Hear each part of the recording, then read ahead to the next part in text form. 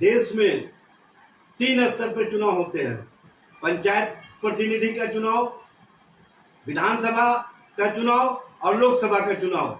लेकिन one nation one election में आप विधानसभा और लोकसभा का चुनाव तो एक साथ कराने की बात कर रहे हैं, लेकिन पंचायत स्तर के चुनाव एक साथ कैसे नहीं होंगे?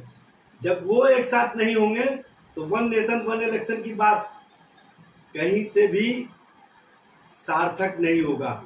और कहीं ना कहीं जो लोकतंत्र और लोकतांत्रिक प्रक्रिया की मजबूती के लिए चुनाव और जनता के अधिकार दोनों कमजोर होंगे।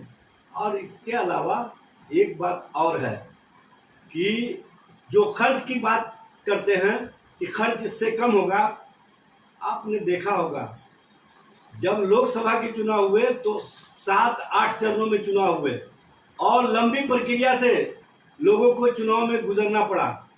जब एक साथ पूरे देश में वन नेशन वन इलेक्शन के तहत चुनाव होंगे तो इसमें खर्च के साथ साथ सुरक्षा व्यवस्था और अन्य चीजों में जो कमियां होंगी तो महीनों तक चुनाव चलते रहेंगे और उसके परिणाम आने में भी महीनों लग जाएंगे। इस तरह से कहीं ना कहीं लोकतंत्र और लोकतांत्रिक प्रक्रिया में छोटे दलों को समाप्त करने के लिए और छोटे दलों के प्रति जो भारतीय जनता पार्टी की पहले से सोच रही है, जो जेपी नड्डा की पहले से सोच रही है, उसी सोच के तहत वन नेशन एक राष्ट्र एक चुनाव जनहित में केंद्र सरकार का बड़ा फैसला होगा। प्रधानमंत्री आदरणीय नरेंद्र मोदी जी ने इस साल लाल किले के प्राचीर से ऐसा करने की घोषणा कर राजनीतिक दलों से इस मुद्दे पर एक साथ आने का आग्रह किया था। वन नेशन वन इलेक्शन एक ऐसी पद्धति को विकसित करेगी जिससे राष्ट्रीय कोष के अनावश्यक व्यय को भी रोका जा सकेगा। इस व्यवस्था को लेकर हुए सर्वे में उद्योग व्यापार के अधिकांश संगठनों ने इसका समर्थन करते हुए इसे देश हित में बताया था। इसके लिए पूर्व राष्ट्रपति रामनाथ कोविंद जी के नेतृत्व वाली उच्च स्तरीय समिति ने अपनी रिपोर्ट राष्ट्रपति महोदय को सौंपी है। यही नहीं, देश की 47 में से 32 दलों ने भी वन नेशन वन इलेक्शन का समर्थन किया है। अब संसद में विधेयक पेश किया जाएगा। उम्मीद की जानी चाहिए कि विपक्ष भी इसका समर्थन कर अनावश्यक चुनावी खर्च को रोकने और देश के विकास में अपनी सकारात्मक सोच दिखाएगा। वन इलेक्शन की बातें कही जा रही है और इसको लेकर बीजेपी जहां इसका समर्थन में खड़ा है तो वहीं राजद के द्वारा विरोध किया जा रहा है। कहा जा रहा है कि लोकतंत्र के लिए खतरा। देखिए, वन नेशन वन इलेक्शन ऐसा नहीं है कि ये कोई पहली बार बात की जा रही है। पता नहीं नेता प्रतिपक्ष को इस बात की जानकारी है कि नहीं। विरोध करने से पहले अपने अतीत के कालखंड को भी जानना चाहिए।